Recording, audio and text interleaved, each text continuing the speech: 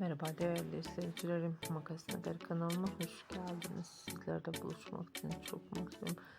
Bugünkü paylaşımlarım güzelliğiyle göz kamaştıran Yağmur Öztürk ve sevgilisi Erkan ve Yağmur olacak.